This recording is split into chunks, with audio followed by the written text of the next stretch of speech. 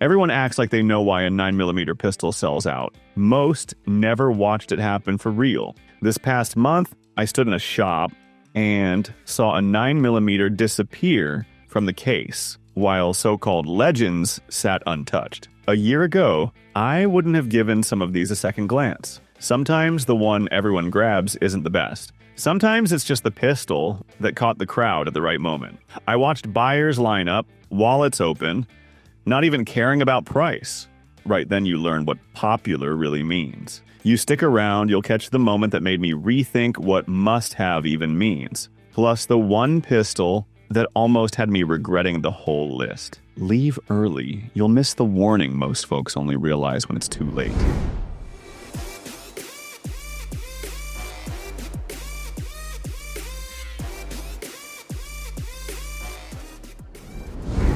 This one's haunted every gun shop here in my town. I've walked into shops like that for months, even through January. It doesn't matter if it's a big box store or a back road dealer. There's always a crowd waiting, hoping the X-Macro's still in the case. I never wanted to chase the trend, but I wound up with two. One by choice, the other by opportunity. It's like every breath you take in this market, this pistol's right over your shoulder. I watched regulars swap out their old favorites. Glocks getting benched, even the old-timers putting money down the minute one landed. Shop clerks couldn't keep up. Guys would call in every morning like, "You got the X-Macro yet?" If you saw one sitting on the shelf for more than an hour, you knew something was off. Owning two of these wasn't some fanboy move. It's what happens when you realize this pistol became the gold standard for 9mm carry overnight. Doesn't matter if it fits your hand perfect or not. The X-Macros become the measuring stick. This is what insane popularity looks like. A pistol you didn't plan on buying twice, but you're damn glad you did. A week before Christmas, I ducked into McBride's in Austin just to grab some .22 for plinking. Wasn't planning to hang around, but the place was packed. Holiday crowds, everyone shoulder to shoulder, all with the same idea. Last chance to score a deal before the shelves got wiped. What stopped me cold wasn't a fancy display or some hyped-up gun show rep. It was two regulars I've known for years, both hardcore Sig and Glock guys, standing right at the Taurus case, arguing over which holster would fit a .4 carry. If you'd asked me last year if either of those guys would trust a Taurus, I'd have bet the ranch against it. For years, Taurus was just the cheap seat at the table. Everybody joked, nobody trusted it, but here they were, cash in hand, grinning like they just beat the line at Buc-ee's. Not just them either. Over by the ammo, I caught another old-timer, guy who'd bad-mouthed Taurus for a decade, handing over his card with no hesitation. Maybe Taurus finally cracked the code, or maybe December panic set in, and nobody wanted to get left out. Either way, watching diehards make the switch right in front of me, that's when insanely popular actually meant something. Going into winter, the Beretta APX was everywhere. Departments had adopted it, range bags were full of them, and nobody was questioning the choice yet. Word started floating through the range after December quals. Guys on duty weren't bragging about the APX anymore. They were whispering. First time I caught wind of trouble was from an armorer up in Fort Worth. Had 3 lock up on the line when the cold hit. Wasn't just one department either. By mid-January, the shift was obvious. No more APX and qualifying holsters, just quiet swaps and long faces. Winter training turned rough, range officer shaking his head, shooters muttering about light strikes and jams. Nobody saw it coming in summer. That pistol was supposed to be the upgrade, the new duty-ready pick everyone trusted. Instead, it kept ending up on the bench, tagged for a fix or a quick trade. By February, word had spread. Shelves weren't empty from buyers. The shops just quit restocking. Guys who'd sworn by the APX started side-eyeing the counter, quietly asking what else could survive a Texas freeze. Never figured a duty gun would get ghosted that quick. Some call it bad luck. Some blame the weather. But popularity cuts both ways. When a gun slips, the crowd moves on. And if you think that's fast, just wait till you see who made the next jump up the list. Every time the politicians start running their mouths about new gun laws, I notice the same weird shift. It doesn't start with panic at the counter or ARs vanishing overnight. It's me getting a text from an old buddy, then another from my cousin, both asking the same question. You still got that METEMC9? I'm not even thinking about it, but suddenly I'm digging through my own safe, realizing I moved that pistol up front just in case. I've seen it too many times to call it coincidence. Austin heats up with policy talk, and it's always the MC9 that gets name dropped. My circle used to ignore it, but now, when the wind changes, everyone's comparing notes and swapping brass like it's the one gun they trust if things go sideways. What caught me off guard was hearing the same thing from shops. Not praise, just we're out again. No display hype, no sales pitch, just gone. It's odd. Wasn't planning on making the MET a barometer for trouble, but somehow that's exactly what happened. Maybe it's just habit. Maybe we're all superstitious. But when the rumors start, the MC9's the pistol I catch myself holding. Popularity's a funny thing. It sneaks up and taps you on the shoulder before you even realize why. You get used to seeing the same thing every year out past Lubbock. For years, the Glock 19 Gen 5 wasn't just common out here. It was the default. County deputies, game wardens, even the courthouse security, all running Glock 19 Gen 5s. November was no different. Show up at the diner for coffee, see 4 of them on a belt, Sunday service. Same. Out of the range on Qual Day, everybody racked the same slide. But something happened right after Christmas. First week of January, I rolled through a little feed store in Dickens County, nodded at the same deputy I'd seen a dozen times before, except this time there's a different pistol riding his hip. Thought it was a one-off. Then, at the gas station, another familiar face with a brand new holster, Glock gone. By the end of the month, it was like the model vanished. No announcements, no county bulletin, nothing. Just a quiet swap, like someone flipped a switch when nobody was looking. Ask around. Folks just shrug. Some blame back orders. Others mutter about a shipment gone bad. But nobody wants to say what really happened. One thing's clear. When a gun drops off the map in small-town Texas, you feel it. The Glock 19. Gen 5 didn't just slow down, it flat out disappeared. If you think that's odd, wait till you see what took its place farther down the list.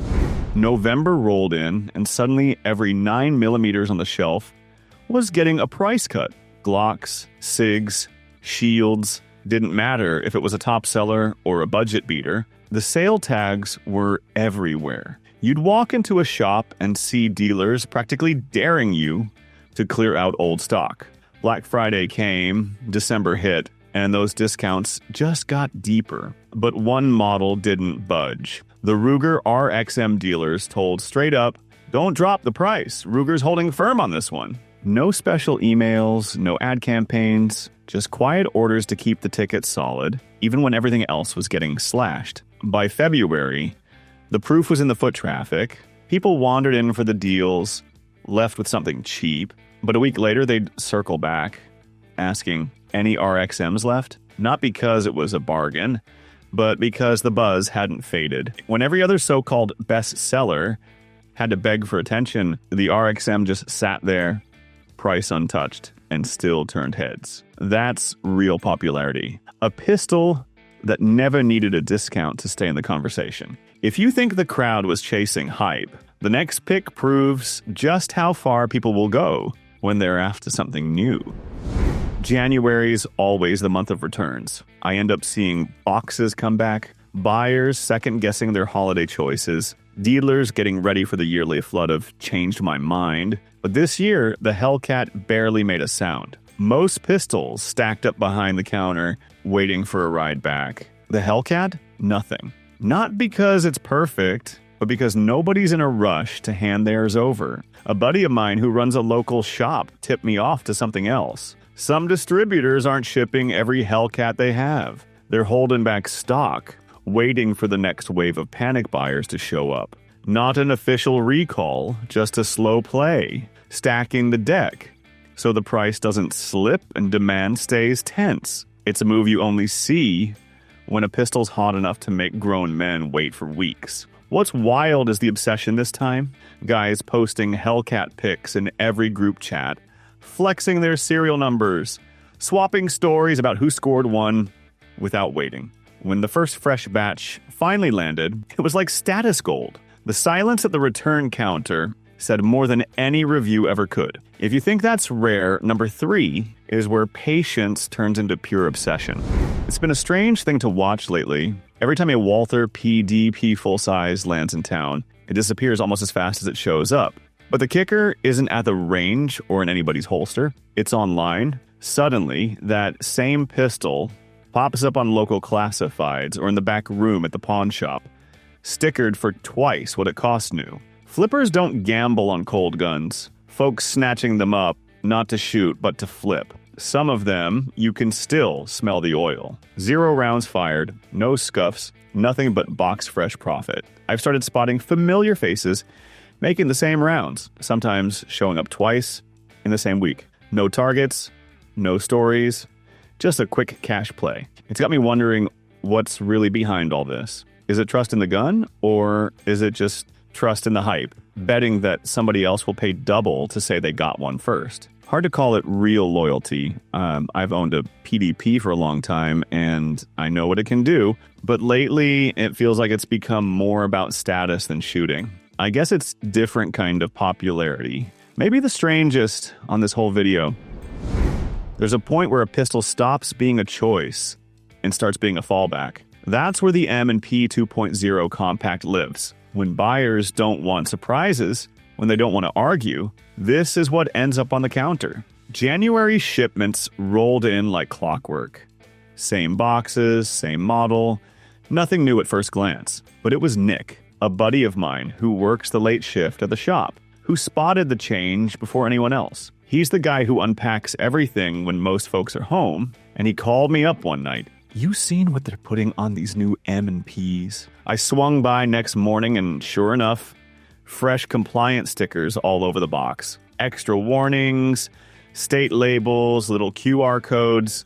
Nobody asked for, no email from the distributor, no announcement, just a sudden flood of extra ink. Like someone upstairs decided to cover their bases before the next round of headaches. Nick said the other brands came in like always, but every M&P 9 2.0 compact wore those new labels like a badge. Buyers picked up on it too, quietly reading every line, some just shaking their heads. No one explained it, and nobody really wanted to ask. All you could do was wonder what changed behind the scenes, and why this pistol got the silent treatment while the others didn't. And just when I thought I'd seen every surprise, number 1 on this list changed everything I thought I knew about 9mm pistols. I was at G&G right after New Year's in January, just killing time with a buddy. Nothing serious. Same counter, same glass, same familiar crowd. That's when one of the staff said something that stuck with me. This is the gun people came back for. Back in November, folks handled the USP like it was a museum piece, picked it up, felt the weight, nodded, then they walked away. Too big, too expensive, too old school. That's what everyone said. No rush, no pressure. By January, those same people came back. Same faces. Only now, they weren't browsing. Cash out, no questions, no hesitation. They had already made up their minds sometime between November and January. That wasn't impulse buying. That was conviction. That was a gun living rent-free in someone's head for months until the decision finally locked in. I'd seen hype move fast. I'd seen trends burn out. This wasn't that. The USP didn't win people over in the moment. It wore them down quietly. Time, reputation, and trust did the work. That's why it sat at number 1. Not because it shouted the loudest, but because when it came time to choose, people came back for it. Some guns earn attention, others earn patience. This one earned both. And the bonus pick? That one surprised everyone. Moves like nothing else. And even seasoned buyers had to sit up and take notice. One guy in my shooting group swore this pistol only worked with one brand of ammo. Everything else double-fed. Not a guess. Not something he read online. He told me straight. At first I laughed, thought it was one of those exaggerated range tales. But by mid-January, I saw it in action myself. Load the wrong ammo, jam, Load to the recommended brand, smooth, clean, almost perfect. Despite the quirk, the chatter around the Dagger compact didn't die down. Everyone in the group was comparing notes, swapping mags, and talking about it at every range session. Some guys mocked it, some defended it, but every conversation circled back to the same thing. It mattered. It got attention. People kept handling it, testing it, and talking about it like it was one of the guns you couldn't ignore. That's what made it stand out on this list. Popularity isn't always about perfection. It's about obsession, chatter, and the way people pay attention. Even with its one brand quirk, the Dagger earned its spot because it kept people engaged and involved, kept the group talking, testing, and arguing over it long after the holidays had passed. Funny how fast the crowd changes. What everyone wanted last week might be yesterday's regret by now. I've watched buyers line up for guns I used to walk right past, and I've skipped more than one so-called must-have that ended up back on the shelf a month later. Let me know, did you chase after a pistol when the shop buzz was hot, or did you catch a deal right as the crowd moved on? Drop your own story down below, because sometimes the best lesson comes from the regret nobody sees coming. If you made it this far, you're the type who doesn't just follow the noise. You pay attention to what actually lasts. That's how you stay sharp in a market that's always changing. I'm Steve. Stay sharp and don't blink. This game never lets you rest.